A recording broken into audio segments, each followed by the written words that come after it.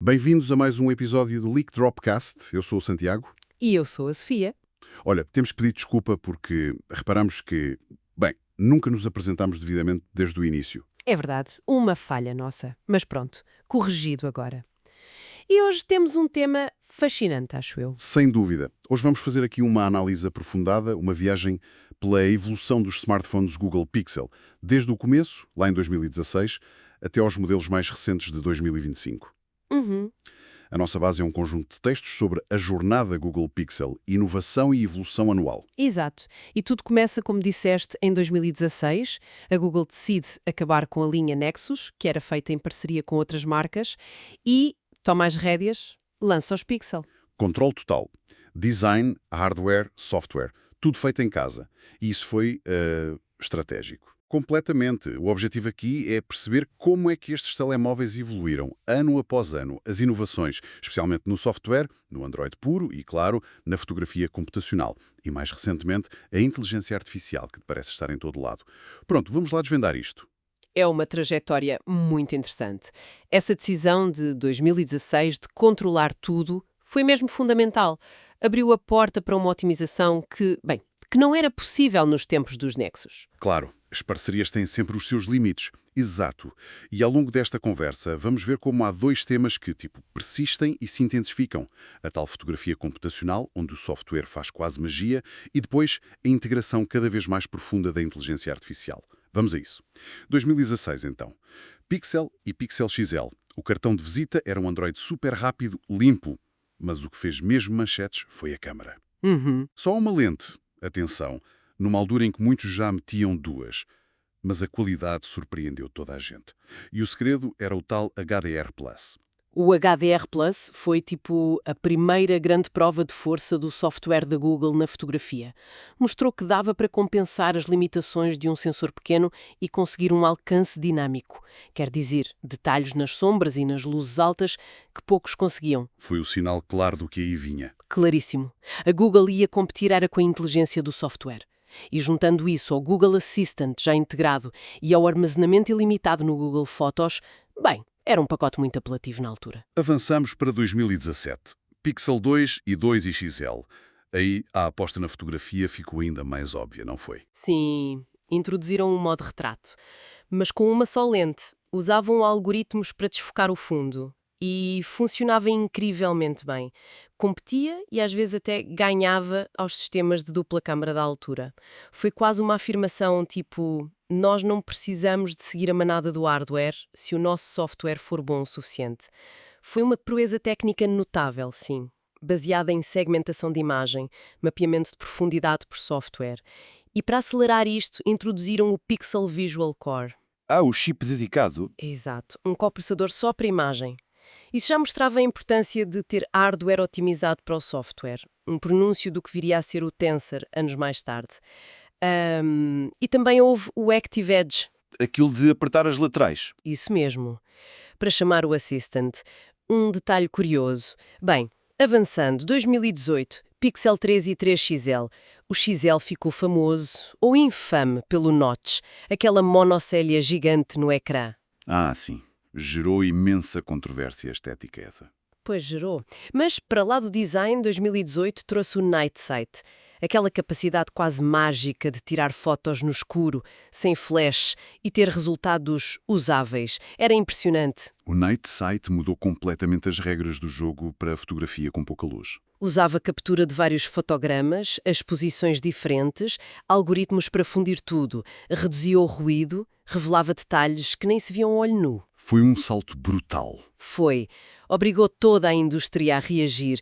A história do Notch mostra aquela tensão entre design e tecnologia nova, mas o Night Sight foi um trunfo funcional, sem dúvida. Introduziram também o Top Shot, não foi? Sim. Para escolher a melhor foto de uma sequência.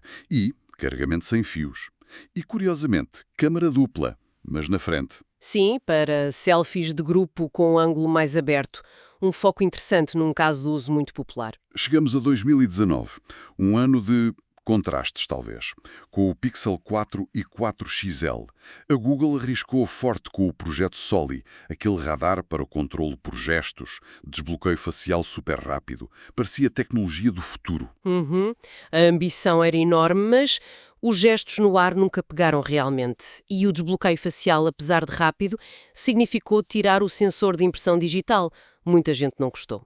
Pois não foi consensual? E depois havia a bateria, especialmente no modelo mais pequeno, foi muito criticada. Era um ponto fraco, óbvio. Foi um exemplo de inovação que, pronto, não encontrou bem o seu lugar no mercado ou não foi implementada de forma totalmente convincente. Exatamente. Pareceu um passo em falso. Mas, em contrapartida, 2019 foi também o ano de estreia da Pixel 3a e 3a XL. E que estreia! Essa foi uma jogada de mestre. Levaram a essência da fotografia pixel, o grande trunfo deles, para um preço muito mais acessível. Foi um sucesso imediato. Retumbante. Mostrou que havia um mercado gigante para uma ótima câmara e um software fluido, sem precisar de todas as outras especificações de topo de gama. Contrastou imenso com a experiência do Soli no Pixel 4. Foi a prova de que é preciso focar nos benefícios que as pessoas realmente querem.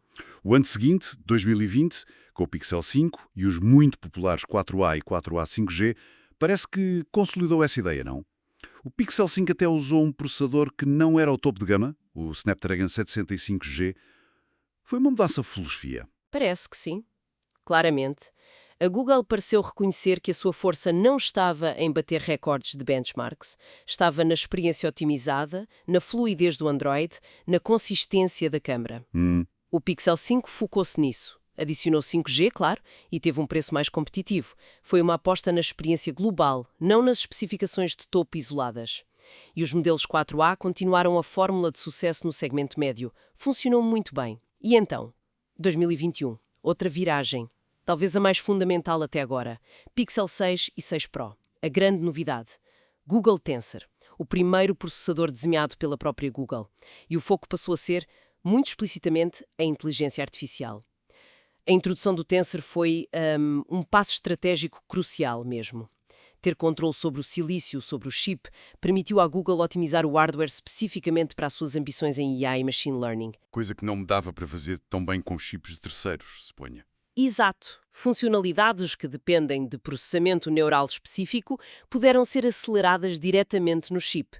Abriu caminho para capacidades que não seriam tão eficientes em processadores genéricos. E vimos isso nas funcionalidades. Tradução em tempo real, mais rápida, o Magic Eraser para apagar coisas das fotos, aquilo é quase bruxaria, reconhecimento de voz melhorado, tudo puxado pelo Tensor. E o design, mudança radical com a barra da câmara horizontal. O Tensor podia não ser o mais rápido em tudo, em tarefas genéricas, mas era feito à medida para as prioridades da Google. IA, processamento de linguagem, fotografia computacional. E o novo design. Bem, goste-se ou não, deu aos Pixel 6 uma identidade visual muito forte, reconhecível, marcou uma nova era. Em 2022, o Pixel 7 e 7 Pro parecem ter refinado essa fórmula. Trouxeram o Tensor G2, segunda geração, mais otimizações para IA e funcionalidades como o Photo Unblur, para tentar corrigir fotos tremidas, até fotos antigas. Foi um ciclo de maturação, sim.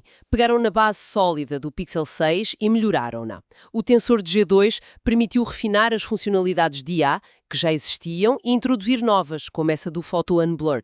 A segurança também foi reforçada com o chip Titan M2 e o design da barra da câmara ficou mais elegante, talvez, mais integrado. Concordo.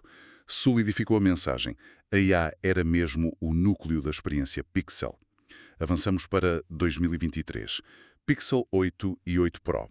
E a Google entra nos dobráveis com o Pixel Fold. Finalmente. O 8 Pro respondeu aos pedidos dos entusiastas com os Pro Controls na câmara, para controle manual. Mas a IA continuou a avançar. O Best Take. O Best Take é fascinante. Tiras várias fotos de grupo e depois podes escolher a melhor cara de cada pessoa e combinar tudo numa só foto perfeita. É a IA a resolver problemas do dia-a-dia de forma quase mágica. E o Audio Magic Eraser também, para limpar ruído de vídeos? Exatamente. E a entrada nos dobráveis com o Fold foi um passo importante. Tinham que estar nesse segmento. E talvez o anúncio mais impactante de 2023. 7 anos de atualizações de software garantidas para os Pixel 8. Isso é muito tempo. É um diferenciador enorme, numa altura em que se fala tanto de sustentabilidade, longevidade, prometer 7 anos de atualizações de sistema, segurança e as feature drops com novas funcionalidades, isso aumenta imenso o valor a longo prazo e pressiona a concorrência. Sem dúvida, mostra confiança na plataforma. Muita confiança. Chegamos a 2024 e a Google decide expandir a oferta. Pixel 9, 9 Pro, um 9 Pro XL maior e o dobrável 9 Pro Fold. 4 modelos. Uma aposta forte. O design ficou mais angular, mais reto, a barra da câmara ainda mais distinta. E a IA, claro, foi a estrela. Integração profunda do Gemini Live, o assistente conversacional, ferramentas como o Pixel Studio para criar imagens por IA. A expansão da linha parece uma tentativa de cobrir mais nichos no mercado premium, oferecer tamanhos diferentes, Pro e Pro X, com as mesmas capacidades de topo. E a integração do Gemini no sistema operativo aprofunda a visão de um assistente de IA sempre presente. As ferramentas criativas, como o Pixel Studio, mostram a IA generativa a chegar às mãos das pessoas de forma prática. Na fotografia apareceu a Adiciona-me, aquela função para pôr o fotógrafo na foto de grupo usando IA. Outro exemplo de IA a resolver um problemazinho do dia-a-dia de forma inteligente.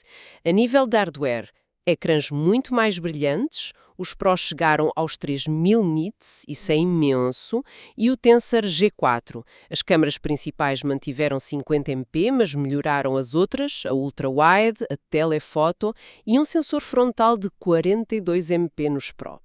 E os ecrãs LTPO nos Pro também, a 120 Hz. Importante para a autonomia. Exato. As melhorias de hardware, como o brilho do ecrã e o G4, são cruciais. Têm que suportar as exigências da IA, que são cada vez maiores, e manter a competitividade. E o foco contínuo na qualidade fotográfica, mesmo nas câmaras secundárias, reafirma esse pilar da identidade Pixel. E, finalmente, a atualização mais recente que temos registro, 2025. A linha principal volta a 3 modelos. Pixel 10, 10 Pro, 10 Pro XL.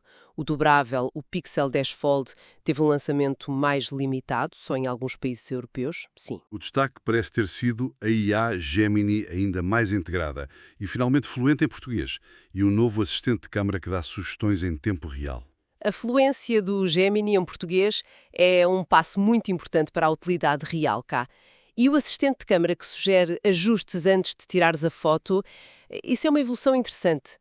É usar a IA não só para depois, no processamento, mas para ajudar na captura. Um copiloto fotográfico? Exatamente. É a IA a tornar-se isso mesmo. O hardware acompanhou, claro. Tensor G5, supostamente 34% mais rápido, ecrãs Super Actual, ainda mais brilhantes, até 3300 nits nos Pro. E uma mudança significativa.